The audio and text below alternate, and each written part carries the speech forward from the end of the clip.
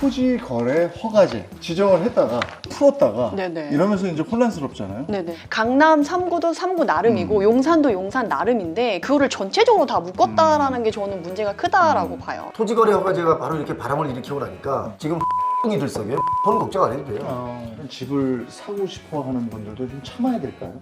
집을 살 수 있는 기회를 엿보는 분들은 라는 얘기를 제가 항상 하거든요. 그래서 내 집 마련에 절호의 기회가 온다. 안녕하십니까 슬코TV 구독자 여러분 그리고 시청자 여러분, 오늘 탐나는 재테크로 여러분과 함께 하겠습니다. 아주 귀한 분들 두 분이 나오셨어요. 메디테라님 그리고 표영호 대표입니다. 어서 오십시오. 안녕하세요. 반갑습니다. 안녕하세요. 반갑습니다. 이제 아마 제일 궁금해하시는 것이 토지 거래 허가제. 네네. 네? 이거를 지정을 했다가 이걸 또 풀었다가 네네. 이러면서 이제 혼란스럽잖아요. 네네. 일단 거기에 대해서 어떻게 생각하세요? 바로 현장에 갔습니다. 어. 그래서 실제적으로 현장에서 어떤 모습을 보이고 있는지를 네. 확인을 했어요. 네. 그래서 사실 해제되고 나서보다 재지정 발표되고 나서 24일부터 시행이니까 그 3, 4일 동안이 네. 정말 그 혼란의 극변기고 정말 난리도 아닌 상황이었던 것 같아요. 그래서 해제되고 한 달 동안에 거래된 것보다 재지정 발표 나고 24일간의 그 거래량이 전 더 많지 않을까. 그렇구나. 그 정도. 4일 동안. 네, 그 4일 4일 동안. 어. 부동산에 가보면 계약서 쓰느라 너무 바빠. 그러니까 이제 3일, 4일 뒤면 이게 바로 묶인다. 다시 재지정된다 그러니까 급하게 나온 걸 빨리 이제 급하게 살려고 다들 쏟아간 거죠. 네네. 그 상황인 거예요. 네네. 그러면 지금 토호제가 풀렸을 때 네. 그때 한 달 반? 네네. 뭐 이렇게 됐죠? 35일. 그때 판 사람이 윈이에요? 산 사람이 윈이에요? 난 그거 궁금해. 판 사람이 윈이죠. 판 사람이 윈입니까? 만약에 지금 사실 토지거래 허가구역 해제되고 재지정되면서 네. 가격 변동이 가장 컸던 게 잠실이거든요. 잠실의 엘리트라고 이제 네. 3대장 아파트가 네. 제일 가격 변동폭이 컸는데 토지거래 허가구역 해제되기 전에 네. 34평 기준으로 28억 5천까지 거래가 네. 됐었거든요. 토지거래 허가구역 해제되고 네. 32억 9천까지 거래가 됐어요. 그리고 나서 토지거래 허가구역이 재지정된다는 얘기가 나오자마자 제일 낮게 나와서 거래된 게 28억 5천 다시. 그러니까 토지거래 허가구역 해제되기 전 가격으로도 이제 금매가 나와줬던 거죠. 그러니까 4, 5억이 그 상간에 움직인 거예요. 근데 제가 현장에서 확인을 했는데 그 32억 9천에 사신 분이 실거주자시래요. 너무 안타까운 거죠. 사실 이게 해제되고 지정이 되고 이런 혼란의 와중에서 실거주자분들이 어떻게 보면 좀 타격을 받지 않았나. 네. 좀 그런 생각이 좀 들더라고요. 근데 재지정의 범위가 굉장히 넓어졌어요. 그쵸. 그리고 강남 3구의 용산까지예요. 어떻게 보십니까? 사실 뭐 강남 3구 용산 묶을만 해요. 근데 문제는 강남 3구도 3구 나름이고 용산도 용산 나름인데 그거를 전체적으로 다 묶었다라는 게 저는 문제가 크다라고 봐요. 급하니까 그러니까. 뭐 이것저것 국내를 따질 시간이 없이 그냥 빨리빨리 해. 지금 진짜 욕먹잖아. 빨리빨리 해. 그러니까 이제 찍은 거지. 그리고 강남 3구에 위례 있죠. 위례. 네. 위례 신도시가 송파구, 하남시, 성남시 이렇게 있잖아요. 세 개 행정구역이 있는데 그중에 길 하나 차이로 성남시 아파트나 하남시 아파트에 있는 위례 신도시의 가격이 조금 높아요. 이제 얘네 토지거래 허가구역 송파는 묶였잖아.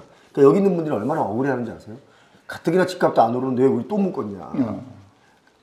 투기 조정지역 뭐 이런 건데 투기 과열지구 조정지역인데 왜 또 묶었냐.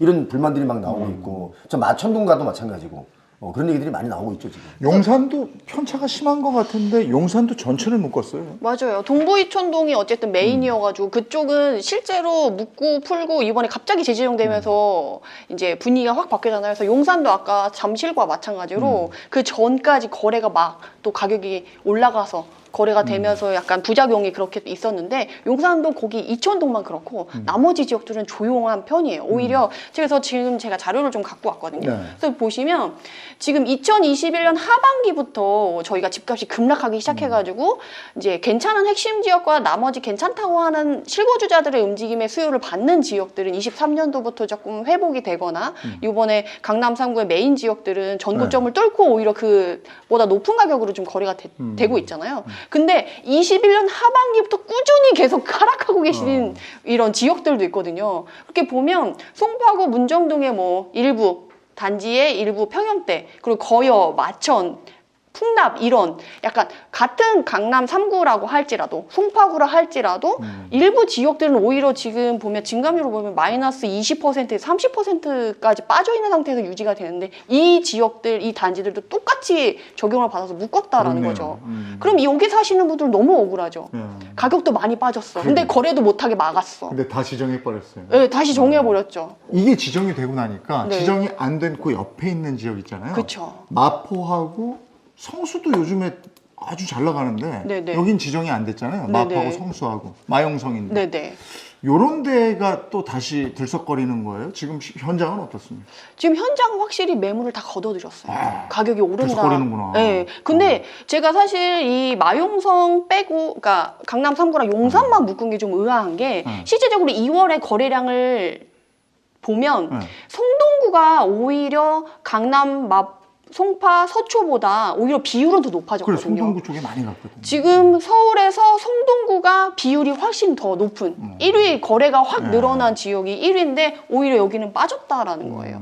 그러니까 당연히 풍선 효과가 있을 수밖에 없죠. 이게 저 항상 이렇게 부동산 시장이 전망하는 사람들의 전망이 틀릴 수 있도록 자꾸 정책을 뒤집어. 그래야 약간 예측을 못하게? 이랬다가 저랬다가 이게 무슨 저 싸이 노래도 아니고. 그러니까 사실 저는 25년도에 급매물 아파트가 많아질 거고 전반적으로 가격이 하락폭이 좀 있을 것이다 라고 제가 예측을 했고 이게 26년까지 갈 것이다.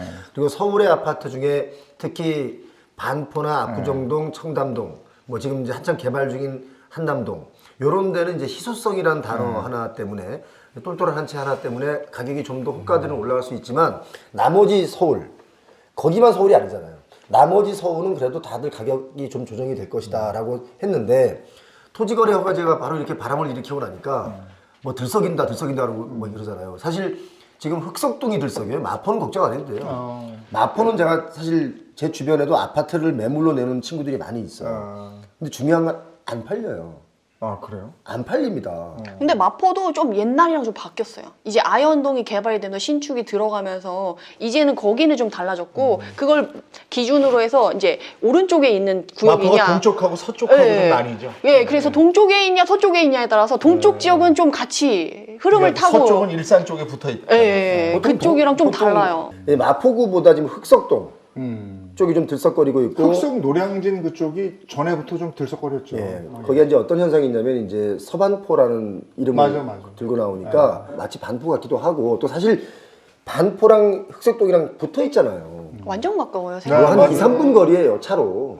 물론 차 밀리면 1시간 거리인데 그리고 거기가 한강변이잖아요. 그러니까. 예, 그래서 흑석동이 좀 들썩거리고 있고 그 강 건너 압구정의 강 건너 이 옥수동 쪽이 좀 들썩거리고 있지 마포는 지금까지 들썩거리고 있지 않다. 물론 앞으로 지금 오늘이 녹화하는 시간이 3월 27일인데 이게 이제 풍선 효과가 4월 중순까지 가보면 어떤 현상이 나오는지 보면 알겠는데 마포는 아직까지 열애다.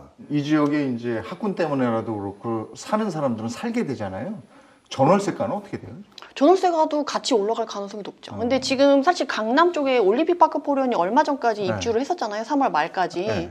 12,000세대인데도 불구하고 전세가가 안 흔들리고 계속 가고 있거든요. 근데 이제 강남에는 그랬는데 이제 강북 쪽에 11,000세대가 올해 입주가 있어요. 그래서 지금 거기는 흔들리고 있거든요. 동대문구 중심으로. 그래서 나머지 지역들은 전세가가 올라갈 가능성이 높은데 그 강북 쪽에 동대문구 쪽에 전세 입주 물량이 몰려 있는 데는 좀 전세가가 흔들릴 가능성이 있어요. 최근에 그 입주장 거치면서 레미안 라그란데 시작하면서 전세가가 한 3천만 원 정도 조정되는 분위기가 형성되긴 했었거든요. 지난번에 이제 KMO 방송사의 그 이제 기자가 방송 중에 전화가 이렇게 오는 거예요. 그래서 뭐지 급한가 하고 이제 녹화 중에 전화를 받았는데 그 친구가 그 레미안 라그란데를 분양받았대요. 그런데 자기는 이제 한 5억 5천, 5억 8천 정도의 전세를 놔야지 뭔가 계산이 맞는 거예요. 전세를 주려고 그러는데 안 나간대요. 그래서 마지막에 결론은 뭐냐면 4억 8천인가 4억 5천의 전세가 나갔대요. 그 정도로 전세가 밑으로 내려온 거죠. 예. 그러니까 강북 쪽은 전세가도 좀 내려오고 있고, 강남 지금 뜨거운데 압구정, 반포, 청담동, 한남동 요쪽만 지금 뭔가 드글드글 하거든요. 아까 이제 마포 얘기 말씀하셔서 그런데 마포에 살던 1주택자예요. 근데 상급지로 가고 싶어. 용산을 가든지 아니면 성동을 가든지 아니면 뭐 반포로 갈 수도 있겠죠. 그 어느 시기일까? 이게 항상 그 타이밍, 이걸 좀 잡고 싶어 하거든요. 언제일까요, 이게? 저는 사실 서울 부동산 안에서 지금 거론하신 지역 같은 경우는 네. 앞으로 물론 많은 변수들이 있겠지만 진짜 우리가 생각하지 못했던 블랙스완 같이 급 변하는 뭐 전쟁 뭐 이런 거 아니고서는 저는 그쪽의 핵심 라인의 A급지들은 가격이 크게 흔들리진 않을 거라고 봐요. 서울에서 외지인들이 서울 아파트를 사는 비중이 한 거의 절반, 그러니까 50% 정도 늘어났어요. 23년, 24년. 그중에 강동구의 아파트 값이 또 이제 받쳐주고 좀 올랐잖아요. 그 이유가 외지인들이 또 들어와서 샀어요. 이게 뭘 의미하냐면 안전자산이라는 것 때문에 서울 아파트에 몰입하고 서울 사람들은 또 우리 이재용 아나운서 말씀하신 대로 용산, 강남 뭐 이런 쪽으로 더 안전하게, 더 안전하게 이런 의미가 있어서 가는 거다. 그래서 그쪽 집값은 좀 덜 흔들리고 나머지 때는 지금 뭐 강북구나 그런 지역은 지금 많이 또 하락하고 있거든요. 그러니까 이걸 전체 서울을 놓고 얘기하면 안 될 것 같고 서울도 한 4등분 해야 되지 않을까라는 생각을 합니다. 이런 걸 보면 뭐 언제 뭐 내가 갈아타야 되고 뭐 언제 집을 사야 되고 이게 아니고 좋은 집이 나오면 그냥 사야 될 것 같아. 돈이 있다면. 서울은 솔직히 본인의 상황과 시기의 상황이 딱 맞기가 쉽지가 않아요. 본인이 돈이 준비됐을 땐 서울이 너무 높을 경우가 있고 본인 돈이 없는데 서울이 쌀 경우가 있어요. 그러면 안 맞아서 못 사잖아요. 그래서 저도 부동산 투자 공부를 하고 나서 생각이 든 건 서울 시장에 정말 핵심 지역이라고 하면 본인이 준비되면 어느 정도 너무 고가 아니라고 하면 그때 하는 게 맞다라는 생각이 들고 그리고 지금 실거주자들의 움직임은 사실 우리가 비싼 거 좋은 거 막 이런 것만 보지만 사실 그 2급지, 3급지의 실거주자들의 움직임을 보면 비싼 거 아니더라도 거기 안에서 움직이시는 분들이 많거든요. 그래서 가성비를 따져서 일자리 근처에 있는 이제 단지들끼리도 거래가 많고 거기서도 이제 22년까지 쭉 빠졌다가 이제 조금 올라오려고 하는 움직임이 조금씩 보이긴 하거든요. 근데 사실 우리가 관심 있는 건 비싸고 좋은 것들만 보니까 거기에 포커싱이 되어 있는데 그렇지 않으신 분들도 본인이 움직이는 단지다. 거기에 관심을 갖고 있다라고 하면 이제 움직이실 준비를 하셔야지 마냥 가만히 있는 건 오히려 좀 기회를 놓치실 수 있다. 저는 메디테라님과의 의견이 좀 약간 차이가 있는 게 뭐냐면 지금 두 분이 하신 말씀은 제가 볼 때는 미시적인 의견 1, 2년 사이의 의견인 것 같고 이걸 좀 더 거시적으로 뭐 최소한 3년에서 5년 좀만 더 뒤로 이렇게 멀리 본다면 집값이라는 게 이렇게 마냥 상승만 하는 것도 아니고 우리가 2009년에도 겪어봤고 2015년 정도까지 13년까지 이렇게 계속 하락했거든요. 2007년 뭐 이렇게 우리 글로벌 금융위기 오고 나서 그때를 따져보면 지금 집값이 고점이고 달려드는 사람이 많으니까 더 뛸 것이다. 저도 그 말에 동의는 하는데 이게 아무 때나 산다고 계속 그렇게 뛰는 건 아니다. 지금 25년 이때는 분명히 지금은 지금 꿈틀대고 토우제 바람 불고 다시 뭐 잦아들고 했던 이게 다시 뭔가만 나오면 다시 불기둥이다 라고 하는 시그널을 또 준 거예요. 그래서 저는 개인적으로 미시적으로 보면 집값이 뛸 수 있지만 지금 세계 경제 흐름상 보면 앞으로 어쩌면 이게 최고점의 단계일 수도 있다. 우리 역사적 고점일 수 있다라는 생각을 제가 합니다. 지금 그러면 올해 같은 경우에는 집을 사고 싶어 하는 분들도 좀 참아야 될까요? 저는 올해 내년에 집을 살 수 있는 기회를 엿보는 분들은 금매를 잡으라는 얘기를 제가 항상 하거든요. 특히 25년, 26년은 금매가 많이 나오고 25년 하반기에는 지금 경매 물건도 엄청나게 기다리고 있어요. 2배가 늘어났거든요. 26년에 더 늘어난단 말이죠. 그러니까 지금 이 경제 주체가 양극화가 너무 심해진 거죠. 그래서 25년, 26년은 내 집 마련에 절호의 기회가 온다. 지금 서두르지 마라 단. 오히려 좀 여유를 가지면 지금보다 싸게 살 수 있는 기회가 온다. 제가 이 말을요 21년에 했다가 그때 욕을 정말 많이 먹었습니다. 근데 22년에 정말 집값이 하락하니까 그때 야 표영호가 맞췄네 이랬단 말이죠. 물론 그 얘기를 똑같이 또 맞춘다는 뭐 그런 건 아니겠습니다만 지금 25년에 이렇게 토지를 왜 풀어줬을까요? 집값이 하락하고 있으니까 떠받치려고 풀어준 거 아닙니까? 솔직하게 더 디테일하게 말씀드리면 그러니까 집값이 어차피 대세 흐름은 하락으로 가고 있다. 우리가 자꾸 압구정동, 반포 이쪽만 놓고 따지니까 자꾸 뭔가 더 막 들썩이는 것 같은데 여길 벗어나서 직접 가보시면요. 지금 송도 보세요. 반토막 났잖아요. 그럼 지금도 회복이 안 되고 있네. 공급이 계속 많으니까 회복이 좀 더디겠죠. 거기는 제가 예측하기로 한 28년이 돼야 그나마 좀 회복할 수 있지 않을까라는 생각을 해요. 그러니까 지금 어쩌면 송도가 저점일 수 있어요. 저도 약간 대표님 의견에 일부 동의하는 건 사실 지금 하락장을 완전 벗어났다라고 얘기하기는 어렵고 정말 일부의 정말 비싼 압구정, 뭐 강남 이런 데들만 가고 나머지 안 좋은 2급지, 3급지 지역들은 전혀 힘을 못 쓰고 있거든요. 그래서 사실 요번에 23년, 24년에 막 뜨겁다라고 하는 것도 1년 중에 한 3, 4개월만 뜨겁고 가격이 잘 가고 그리고 일부 지역, 일부 단지들만 가니까 사실은 뉴스를 보는 전국의 사람들은 서울 사람이 아니니까 지방에 사시거나 그 외곽에 사시는 분들은 전혀 다르게 느낄 수가 있거든요. 그래서 나는 집을 내놨는데 6개월째 집을 보러 아무도 안 온다. 팔고 싶어도 못 판다. 그리고 가격이 좀 하락했는데 우리 집은 언제 오를까라고 보고 있는데 서울은 뜨거워서 규제를 한다고 이렇게 하면 너무 괴리감을 느끼는 거죠. 그래서 사실 지금 실거주 하시려고 실수요로 내 집 마련 하시려고 하시는 분들한테는 저도 비싼 거 좋은 거 보실 거면 상황에 맞으면 가라고 하지만 이게 미리 대출을 받아서 대출을 오랜 기간 낼 필요는 없잖아요. 그래서 저는 그 급지에 따라서 움직이는 그 시기가 다르거든요. 그러니까 먼저 비싸고 좋은 애는 먼저 움직이고 좀 뒤에 있는 지역들은 나중에 움직이거든요. 근데 나중에 움직일 걸 미리 대출 내가지고 돈을 내고 있을 필요는 없잖아요. 그러니까 그런 지역들은 꿈틀꿈틀하는 시그널이 보이면 그때 움직이시라고 말씀을 드리는 게 좋을 것 같아요. 셀코 TV가 아니고 거의 MBC의 100번 토론하는 분위기가 돼 있어서. 아니 그게 아니고 지금 얘기할 타이밍은 뭐냐면 표영호 책 얘기해야 될 때 아니에요? 사실 제가 공급자의 시선이라는 책 제목을 달았던 이유는 우리가 공급자의 마인드를 모르고 부동산 시장을 얘기할 수 없는데 공급자는 어떤 생각을 갖고 있고 어떻게 홍보하고 있고 어떻게 이걸 마케팅해서 얼마에 이걸 팔고 있는가 이런 것들에 대한 공부가 기본적으로 되면 아파트 시장, 부동산 시장의 가격이 보여요. 그래서 그런 마음으로 쓴 책인데 사실 자산을 좀 더 부동산으로 띄우고 싶다 아니면 자산을 좀 지키고 싶다 이런 부분이 있는 분들은 이 책을 좀 읽어야 된다. 이 시각으로 쓴 책이 대한민국에 현재 없고 이번에 나온 책이 바로 그 책입니다. 그래서 특히 젊은 세대분들이 많이 읽었으면 좋겠다. 미래 세대니까. 근데 이 책을 뭐 펀딩을 해요? 이 책 펀딩을 뭐냐면 갑자기 이걸 뭐 사볼 수는 없는 거고 이제 펀딩을 먼저 받는 거예요. 그래서 주문한 만큼 일단 책을 좀 이렇게 전달 드릴 예정이고.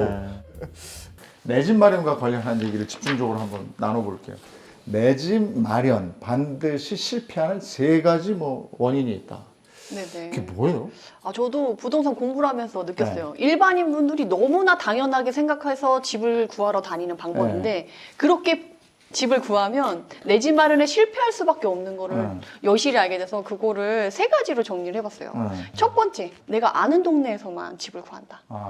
내가 원래 살고 있던 동네에서 대부분 그렇지. 네네, 직장 이전을 하거나 아이 뭐 학교를 보낼 때 아는 동네 안에서만 움직여서 내가 뭐 3억의 집에 살고 있었다? 그럼 옆에 있는 3억과 비슷한 단지를 찾거나 동네를 찾아서 간다는 거죠. 근데 대부분의 분들이 또 그렇게 가시잖아요.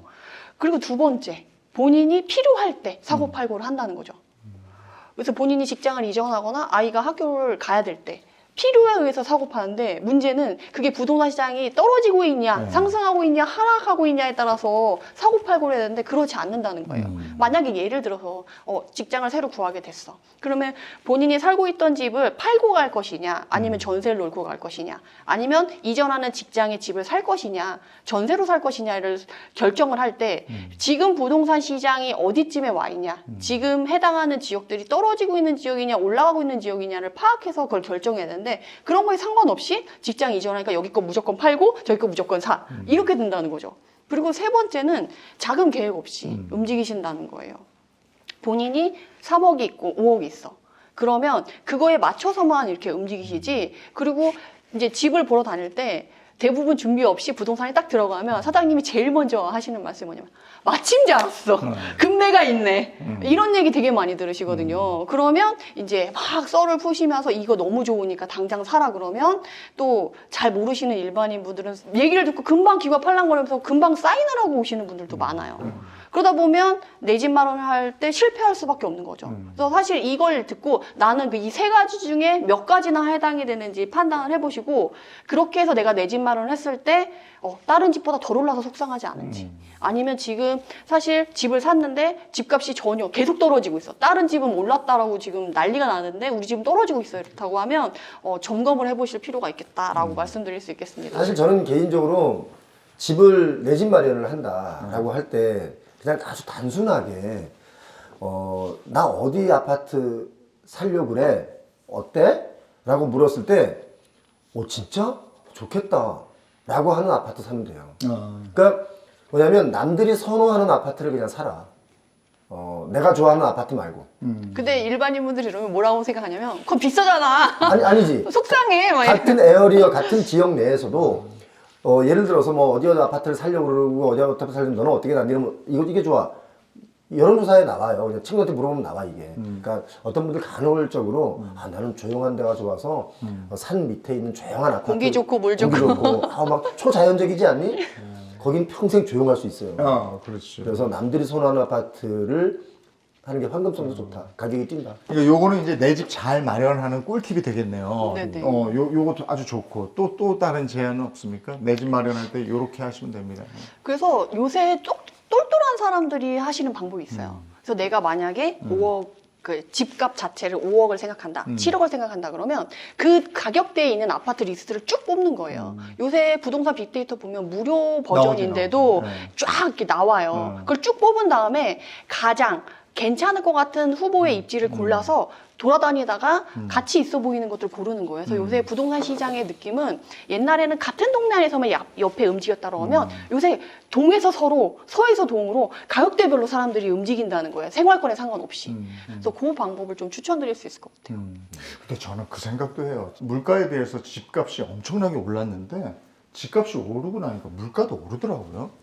그래서 이제 물가가 이렇게 오르다 보면 집값이 그냥 저 값이네 이렇게 될 수도 있을 것 같아요. 지금 그러고 있잖아요. 네. 지금 그러고 있는데, 근데 어차피 이렇게 GDP가 올라가는 것 자체가 이 모든 게 다 올라가는 거잖아요. 소득, 물가 다 올라가잖아요. 그러니까 집값도 그런 부분으로 따진다면 오르는 게 맞죠. 오르는 게 맞는데 지금 제가 말하는 선은 뭐냐면 너무 과도하다. 그리고 경제나 이런 것들이 받쳐주지 않는 선에서 집값만, 부동산만 지금 계속 올라가면 나중에는 이게 안 터지는 게 이상하지 않아요? 일본처럼 터질 수밖에 없다고. 근데 그 시점을 아무도 못 맞춘다는 거죠. 지금 금융이 위험하다. 그러니까 부동산 가격이 하락하면 금융이 위험하다는 게 바로 이 부분을 말하는 거잖아요. 우리나라의 아파트 가격이 전반적으로 한 30%가 폭락을 했다라고 하면 지금 여기 웬만한 아파트 다 은행 걸걸요? 그렇죠. 지금 대출 없이 사는 사람은 있어요. 강남권의 꼬마 빌딩들이 그러고 있습니다. 21년에 최고가를 주고도 여기서 더 뛸 거라고 해서 산 꼬마 빌딩들이 지금 공실투성에다가 이게 팔리지도 않는다고 그러더라고요. 예, 팔리지도 않죠. 근데 팔리는 내놓는 가격, 금매로 나온 가격을 보면 예를 들어서 100억에 샀어요. 21년에. 근데 21년 동안 공실 동안 그동안 이자 비용 냈을 거 아닙니까? 그런 모든 비용을 얹고 그래도 살짝 내 이익을 좀 얹어가지고 예를 들면 120억, 30억 이렇게 내놔요. 금매랍시고. 근데 왜 이게 금매라고 인식이 되냐면 그 옆에는 150억에 내놨거든. 예? 그러니까 근데 안 산단 말이죠. 그러니까 이게 그러면 원래는 이게 지금 경제 분위기로는 이게 80억, 90억 이렇게 70억 내려가야 된다는 건데 그냥 떠받치고 있는 거예요. 빚으로 지금. 이 빚이 안 터지겠습니까? 근데 그 거품이 끼는 그 구간의 가격은 딱 정해져 있는 것 같아요. 집은 아무래도 거주를 하는 사용 가치가 있다 보니까 주식과 다르게 이게 마지노선이라는 선이 있어요. 이렇게 보면 2021년 하반기에 하락을 시작하고 나서 22년 하반기 11월, 12월에 거래량이 늘고 집값이 올라가기 시작한 게 사실은 경제가 나아진 건 없었거든요. 그럼에도 불구하고 집값이 움직인 이유는 가격이 마지노선에 가까이 왔기 때문에 이 정도면 너무 싸다라는 생각으로 사람들이 이제 사야 된다라고 생각을 한 거죠. 예를 들면 이번에 토지거래허가구역 해제 재지정되면서 논란이 됐었던 잠실의 리센츠 84 기준으로 34평 기준으로 얘기를 한다면 22년 하반기에 34평이 18억까지 받았었어요. 그러니까 사람들이 그 정도면 너무 싸. 기존에 사시던 분들, 전세 사시던 분들이 특히 이 정도면 지금 내 집 마련할 때야 라고 하면서 이제 사셨던 분들이 정말 위너이신 거죠. 어떻게 보면. 그때 제가 똑바로 기억하는 것 중에 하나가 그 잠실의 아파트가 30평대가 26억인가 7억에 최고점을 최고가를 찍었어요. 찍고 18억까지 내려갔죠. 예, 찍었는데 그때 저한테 두 분이 찾아왔어요. 그 당시에 이거 지금 26, 7억 이럴 때 지금 사야 되는 거 아니냐. 두 분이 왔는데 제가 그랬어요. 이거 하락한다. 금매도 나올 수 있고 폭락할 수 있기 때문에 왜 폭락하는지 이유는 이제 미국이 돈을 걷어들이기 위해서 뿌린 돈 걷어들이기 위해서 금리를 올리면 금리 감당이 안 되거나 갑자기 다른 사업으로 내 부동산을 저당 잡힌 사람들은 이게 안 되니까 이거 팔 수밖에 없잖아요. 급하게. 이런 것들이 나올 수밖에 없다 그랬더니 한 사람은 고점에 샀어요. 근데 그 옆에 같이 온 한 사람은 긴가민가 하고 약간 좀 겁이 나서 그런지 모르겠지만 못 샀어. 안 산지 못 샀는지는 모르겠지만 결론적으로 22년에 샀어요. 1년 있다가 샀어요. 1년 있다가 샀는데 얼마 차이 나요? 8억 9억 차이 나잖아요. 그러니까 한 사람은 8억 대출 더 받아서 사야 되고 한 사람은 대출 안 받아서 사잖아요. 이 시기가 또 온다는 거죠, 저는. 근데 문제는 그렇게 해서라도 나중에라도 모니터링을 계속해서 사면 상관이 없는데 그때 안 사시고 만약에 그때 안 사고 버티다가 지금까지 왔다. 그러면 그 26억이 지금 32억, 30억이 돼 있다니까요. 그러니까 서울 부동산은 내가 내 집 마련을 해야겠다라고 생각해서 계속 꾸준히 보면서 내가 어떻게든 저점에 사야지라고 노력을 하면 그런 방식이 좋은데 그런 걸 전혀 못하고 관심을 끄고 있고 싶다 그러면 그 시기가 왔을 때 상황이 됐을 때 사는 게 그렇지. 물가 상승분을 받아 10년, 20년이 지나고 나면 그 가격으로 회귀를 할 수가 없으니까. 근데 이번에 또 그래요. 아까도 말씀하셨지만 34평형인가 35평형인가 그 반포에 예. 70억에 실거래가 됐잖아요. 예, 현장에선 72억까지 거래됐고. 그러니까 깜짝 놀라는 거예요. 아니 내 집도 지금 한강변에 있고 뭐 이런데 여기 70억인데 기다리면 더 이렇게 되는 거거든요. 반포의 아파트가 70억 찍고 한 게 이게 그 코로나 시점을 기준으로 인해서 초저금리 시기에 어떤 사람은 빚쟁이가 됐고 어떤 사람은 자산이 엄청나게 늘어난 거예요. 그러니까 자산이 늘어난 사람들이 그냥 질르는 거죠. 그런데 가끔 오해하는 부분이 없잖아요. 이게 뭐냐면 한강변의 아파트니까 비싸다고 생각하는 분들이 많은데 그냥 제일 크게 보이는 게 한강이기 때문에 그렇게 말하는 거지 반포의 경우는 한강 말고도요. 거기 학군 보세요. 뭐 그리고- 세환이 뭐니 뭐 많더라고. 그리고 거기 청담고등학교 아마 26년인가에 또 글로 와요. 개교할 거란 말이죠. 잠원동 쪽으로 가요. 예. 그러다 보니까 거기가 가치가 있는 거고 특히 그 중에 또 가치 있는 게 뭐냐 그러니까 한강이 잘 보이는 그게 신축 70억이고 아파트. 그 뒤에 있는 사람들은 저게 70억이야 말이 안 돼 하면서 우리 집은 그럼 60억이다 야 이렇게 해서 호가를 올리는 거예요. 그리고 반포가 이렇게 오르니까 제가 한 가지 또 이게 정말 아이러니한 것 중에 하나가 반포는 토지거래 허가제도로 안 묶었단 말이죠. 네, 맞아요.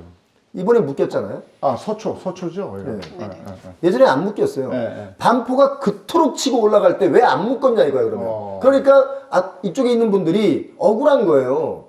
야 반포는 집값이 60억 뭐 이렇게 하는데 우리가 뭐가 거기다 못하냐 해서 불만이 많았는데 풀어주니까 와 찬스가 왔네. 우리랑 반포랑 비교해서 우리도 뭐 만만치 않아 하고 막 호가를 올리니까 야 집값이 20% 30% 이게 막 호가를 올리니까 빨리 사야 될 것 같은 거야. 이게 뭐냐면 심리를 자극한 거잖아요. 부동산은 진짜 심리가 많이 작용하는 것 같아요. 강남에서 재미 보신 분들이 이제 되게 비싸잖아 지금. 그러니까 이 정도에서 팔고 강북으로 가는 분들도 있더라고요. 예? 이를테면 반포예요. 네. 근데 반포의 인프라가 좋잖아요. 예. 근데 사실은 반포대교만 건너면 되거든. 그래서 이용할 수 있거든. 그래서 그렇게 말씀하시는 분들이 있는데 정작 그 퍼센테이지는 상당히 낮다. 왜 그 이재용 아나운서 말씀에 제가 그 좀 비율이 낮다라고 말씀드리냐면 자 반포의 아파트를 예를 들어서 50억에 팔았어요. 그러면 강 건너 가니까 두 채를 사요. 그죠? 근데 강 건너 가서 두 채 샀는데 이게 10년 뒤에 보니까 25억짜리가 뭐 30억 정도 돼 있고 얘는 50억짜리가 100억 된다는 생각을 하는데 누가 건너갑니까?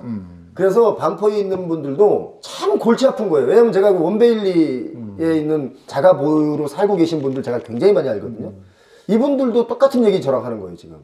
야, 이거 팔고 딴 데 가면 집값이 덜 뛰는데 왜 이거 붙잡고 있으면 막말로 대출도 더 많이 나오고 더 좋은데 왜 이사 가냐? 그래서 강남 분들은 안 벗어나려고 그래요. 상급지로 움직이려고 하는 딱 그 지역적인 흐름이 딱 돈 있으신 분들, 자산을 생각하시는 분들은 딱 그게 정해져 있어요. 그래서 이번에 반포 오를 때 대치에서는 뭐라고 하냐면 반포가 저 가격인데 대치가 이 정도라고 하면서 반포 가격에 맞춰서 대치도 올라가려고 하고 대치가 올라가면 대치가 저 정도면은 삼성 청담도 못지않지 개포. 또 같이 움직이는 거예요. 개포도 같이. 근데 이러다가 진짜 아까 표 대표님 얘기처럼 터진단 말이야. 터지지 안 터지겠냐고요. 계속 이러면 아니 개포동에 38평 아파트가 신축 아파트가 집주인이 남양주 사는데 이분이 45억에 내놨다가 토지 풀어주니까 50억에 올렸다가 아니야 55억까지 올려놨어요. 그러니까 거기 집이 얼마에 나왔다고? 55억이요. 호가가. 아유, 그러면 우리 층은 그보다 5개 층 높으니까 우리는 60억이네? 아우. 이렇게 하는 게 이게 지금 이게 맞는 거냐고 제가 열받는 거예요. 근데 문제는 그런 건 거래 안 돼요. 그래도 어느 정도 아니에요. 거래 가능한 아니에요. 금액 안에서 움직인다는 아니에요. 거죠. 가끔 미친 사람들이 있어요. 나 돈이 많아서 밑에 돈이 숨을 못 쉬어. 그래서 이거 살래 하는 분들이 있어요. 아 근데 그런 분이 있긴 해요. 또 경매에 가면은 낙찰할 때 그냥 일반 물건 가서 그냥 그 돈 주고 사면 되는데 경매 시장 와서 비싸게 사시는 분들도 있거든요. 그러니까 정상적이지 않은 것도 많이 있는데 우리가 이게 이제 지금 얘기를 나누다 보니까 우리가 특정 지역에 대한 얘기를 너무 많이 한 것 같아요. 네네네. 그건 이제 특수한 사람들이, 돈 많은 사람들이 그 지역에 몰려 살고 있고, 그게 부동산의 흐름을 좌지우지하기 때문에 오늘 어쩔 수 없이 그 얘기를 했는데, 부동산 시장을 바라보시는 분들에게 부동산 네네. 전문가로서 이런 점은 꼭 염두에 두세요 하는 게 있으면 그런 얘기를 좀 한마디씩 들으면서 마무리 좀 하면 좋겠네요. 양극화라는 게 시간이 갈수록 자꾸 더 벌어지고 생기죠. 근데 지금 우리나라는 양극화가 아니라 초양극화도 아니고 초양극화예요. 이렇게 되면 어떤 현상이냐면 사회 불안 요소가 돼요. 내가 노력을 통해서 갖지 못하는 거니까 이거 꿈을 버린단 말이죠. 그러면 노력을 통해서 이걸 가져야 되겠다는 생각보다 뺏어야 되겠다는 생각이 먼저 듭니다. 이게 기본적인 인간의 욕구이기 때문에 이거 굉장히 지금 위험한 상황이거든요. 그러니까 이걸 해소하는 게 정치하는 사람들, 정책하는 사람들이 이 몫을 가져야 되는데 정치하는 사람들도 이런 생각하기보다는 내 자산 가치만 띄울 생각을 하고 있잖아. 정치하는 사람들도. 그러니까 한마디로 개판이 되는 거 아니에요. 그래서 저는 이 방송을 셀코TV를 정치하는 사람들도 좀 많이 봤으면 좋겠다. 그래서 이런 부분을 생각하고 미래를 생각해서 정치 정책을 만들어야지 단순 논리로만 맨날 생각을 하면 이거 어떻게 나라가 살겠냐. 그러니까 이런 부분을 생각했으면 좋겠다. 이 부동산이 가격이 오른다. 얼마다. 이거에 지금 우리가 치중해 있는데 좀 더 거시적으로 볼 필요가 있겠다. 사실 오늘 얘기를 하다 보니까 너무 또 비싼 아파트만 진짜 거론해서 속상하신 분들이 많으실 텐데 그 가격대에 전혀 상관없이 열심히 살아가고 계신 네. 분들이 많으시거든요. 네. 그래서 그분들한테 좀 조언을 드리자면 그럼에도 불구하고 지금 부각되지 않고 뉴스에 등장하진 않지만 그럼에도 불구하고 일자리 근처에 있는 집들 그리고 내가 거주하고 있는 집들이 대부분 좀 꿈틀꿈틀 같이 움직이고 있어요. 그래서 사실 앞으로 정치적인 변수나 뭐 국제적인 정세나 해가지고 변수들이 좀 많이 있겠지만 그래서 속도는 빠르지 않을 거예요. 그래서 속도가 빠르지 않을 거기 때문에 충분히 준비하실 시간이 있거든요. 그래서 내 집 마련 하실 분들도 어차피 전 재산에 해당되는 많은 비중에 있는 자산이 들어갈 거기 때문에 미리 준비를 하셔서 다만 좀 후보군, 후보 지역, 후보 단지를 3개 고르신 다음에 본인의 상황에 맞춰서 한 1년 정도 준비를 하셔가지고 하신다고 하면 길목에서 좀 기다리실 수 있고 솔직히 뉴스에 나오지 않는 집이라도 내가 내 집 마련 편안하게 하셔서 사시고 또 이후에 이사 갈 때 자산이 조금 더 늘어서 좋은 지역으로 갈 수 있다면 좋은 거기 때문에 너무 좀 상대적인 박탈감 안 느끼셨으면 좋겠고 네. 그 공부하시면서 이번에 새로 발간되는 표영화 대표님의 공급자의 시선 그래, 그 그래. 책도 좀 챙겨보시면 너무 좋을 표 것 대표님 같습니다. 책 얘기해야 돼, 참. 제가 공급자의 시선이라는 책 네. 제목을 달았던 이유는 우리가 공급자의 마인드를 모르고 부동산 시장을 얘기할 수 없는데 네.